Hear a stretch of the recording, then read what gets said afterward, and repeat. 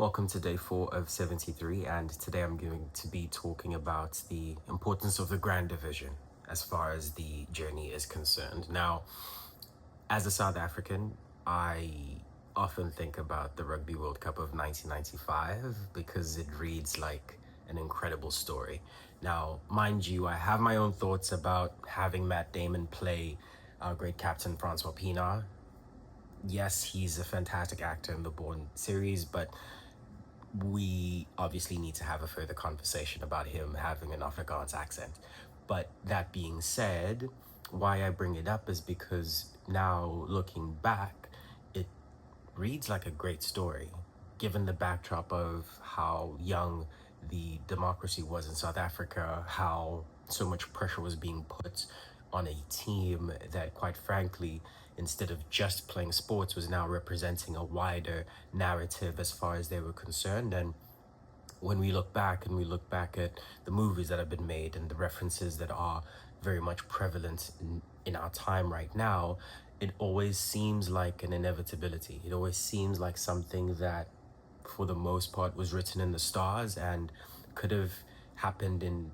any other context because of where we are right now. And why I think of it, especially when I'm talking about my own journey, I often think also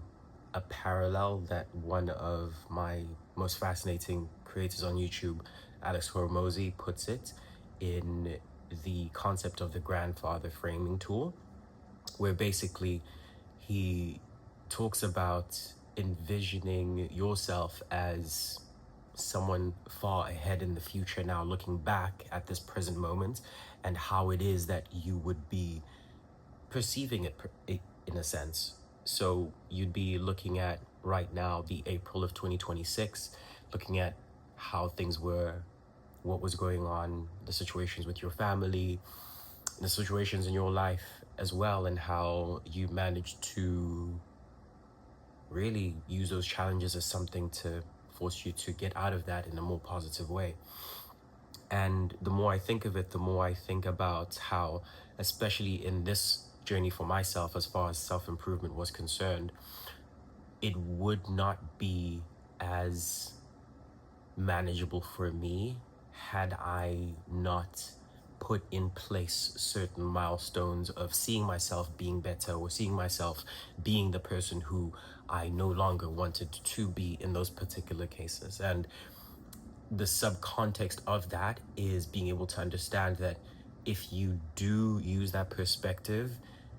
you've now entered an energy of you having already won or having already arrived at wherever you are, feeling it viscerally as something that is a reality, maybe just in the mental in that time span. But once you now sort of connect the dots looking backwards, it almost becomes clearer as to what those individual steps and their importance would be as you move forward. So I know it's something that I touched on briefly on my, I think, second video as far as simplicity in consistency, but being able to look forward into the future, whether it is to small steps next week or next month or in the next few years, and see yourself being that person, it really does put much more value in terms of how you get there. And you now get not a sense of relief, but a sense of understanding that there is a very strong possibility that you are now going to be in that particular place, whether it is very difficult right now, whether you might feel as though it is somewhat of a lost cause. It really isn't. And the fact that you can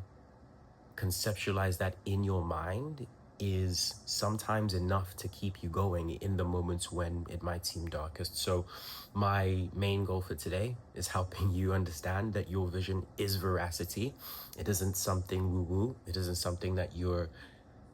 conjuring up for no apparent reason. It is very much a real aspect of who you can possibly become, and as long as you stay true, it will definitely come to be. Thank you for your time.